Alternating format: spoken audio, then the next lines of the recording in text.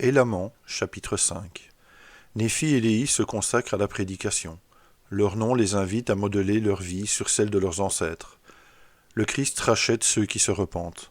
Néphi et Léhi font beaucoup de convertis et sont emprisonnés. Ils sont environnés de feu.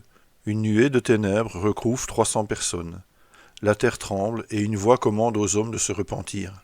Néphi et Léhi conversent avec des anges et la multitude est environnée de feu, vers -30 avant Jésus-Christ. Et il arriva que cette même année, voici, Néphi remit le siège du jugement à un homme dont le nom était Sérosam. Car, comme leur loi et leur gouvernement étaient établis par la voix du peuple, et que ceux qui choisissaient le mal étaient plus nombreux que ceux qui choisissaient le bien, ils devenaient mûrs pour la destruction, car ils avaient corrompu les lois. Oui, et ce n'était pas tout, ils étaient un peuple aux cou roides, de sorte qu'ils ne pouvaient être gouvernés ni par la loi ni par la justice, si ce n'est pour leur destruction.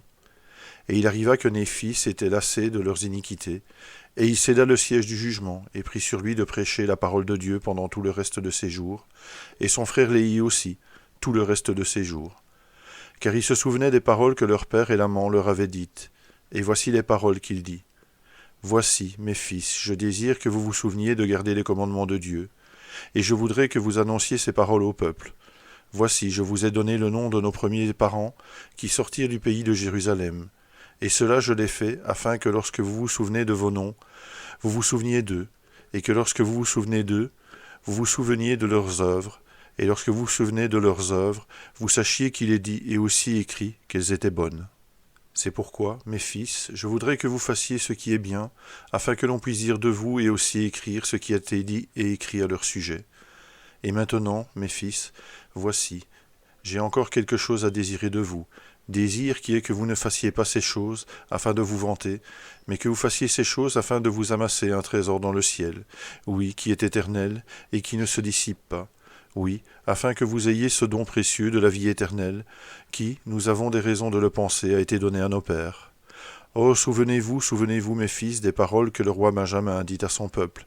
Oui, souvenez-vous qu'il n'y a aucune autre manière, ni aucun autre moyen par lequel l'homme puisse être sauvé, si ce n'est par le sang expiatoire de Jésus-Christ qui viendra.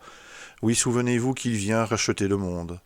Et souvenez-vous aussi des paroles qu'Amulek dit à Zezrom dans la ville d'Ammonia, car il lui dit que le Seigneur viendrait certainement racheter son peuple, mais qui ne viendrait pas le racheter dans ses péchés, mais le racheter de ses péchés.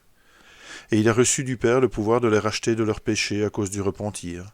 C'est pourquoi il a envoyé ses anges annoncer la nouvelle des conditions du repentir, qui amènent au pouvoir du Rédempteur pour le salut de leur âme. Et maintenant, mes fils, souvenez-vous que c'est sur le roc de notre Rédempteur qui est le Christ, le Fils de Dieu, que vous devez bâtir votre fondation, afin que lorsque le diable enverra ses vents puissants, oui, ses traits dans le tourbillon, oui, lorsque toute sa grêle et sa puissante tempête s'abattront sur vous, cela n'ait aucun pouvoir sur vous, pour vous entraîner en bas jusqu'au gouffre de misère et de malheur sans fin, à cause du roc sur lequel vous êtes bâtis, qui est une fondation sûre, une fondation telle que si les hommes construisent sur elle, ils ne peuvent tomber. Et il arriva que ce furent là les paroles qu'Élaman enseigna à ses fils. Oui, il leur enseigna beaucoup de choses qui ne sont pas écrites, et aussi beaucoup de choses qui sont écrites. Et ils se souvinrent de ces paroles, et c'est pourquoi ils allèrent, gardant les commandements de Dieu, enseigner la parole de Dieu parmi tout le peuple de Néphi, en commençant par la ville d'Abondance. Et de là à la ville de Gide, et de la ville de Gide à la ville de Mulek, et même d'une ville à l'autre, jusqu'à ce qu'ils fussent allés parmi tout le peuple de Néphi, qui était dans le pays situé du côté du sud, et de là au pays de Zarahemla, parmi les Lamanites.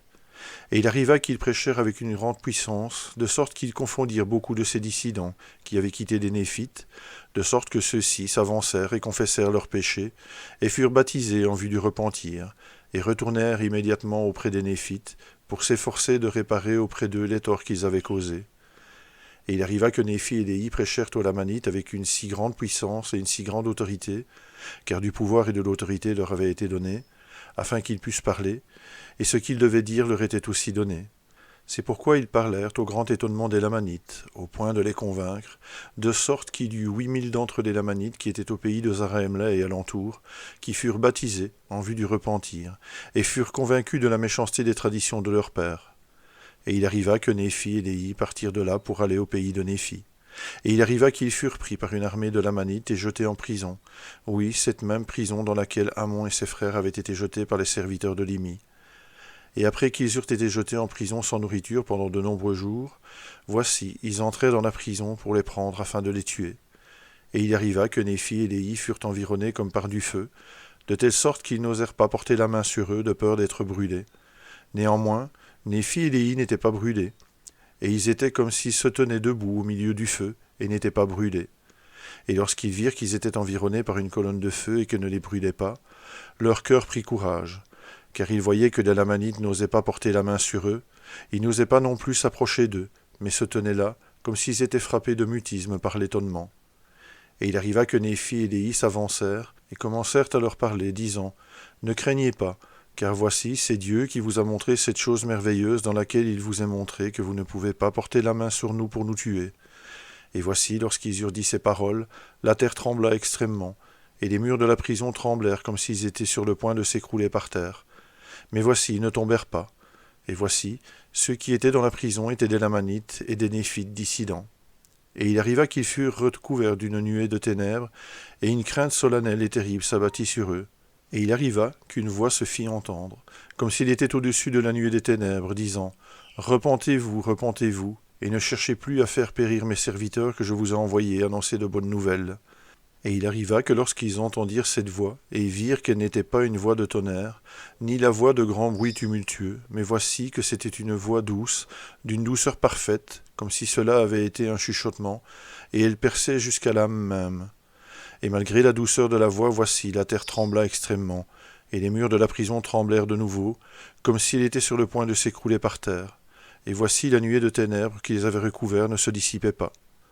Et voici, la voix se fit entendre de nouveau, disant « Repentez-vous, repentez-vous, car le royaume des cieux est proche, et ne cherchez plus à faire périr mes serviteurs. » Et il arriva que la terre trembla de nouveau, et les murs furent ébranlés. Et la voix se fit aussi entendre pour la troisième fois, et leur dit des paroles merveilleuses qui ne peuvent être exprimées par l'homme. Et les murs furent de nouveau ébranlés, et la terre trembla comme si elle était sur le point de se fendre. Et il arriva que les Lamanites ne purent fuir à cause de la nuée de ténèbres qui les recouvrait. Oui, et aussi, ils étaient immobilisés à cause de la crainte qui s'était abattue sur eux. Or, il y en avait un parmi eux qui était néphite de naissance, qui avait jadis appartenu à l'Église de Dieu, mais en était un dissident. Et il arriva qu'il se retourna, et voici, il vit à travers la nuée de ténèbres le visage de Néphi et Léhi. Et voici, il brillait extrêmement, comme un visage d'ange. Et il vit qu'ils levaient les yeux vers le ciel, et ils semblaient par leur attitude parler ou élever la voix vers un être qu'ils voyaient. Et il arriva que cet homme cria vers la multitude, afin qu'elle se retournât et regardât.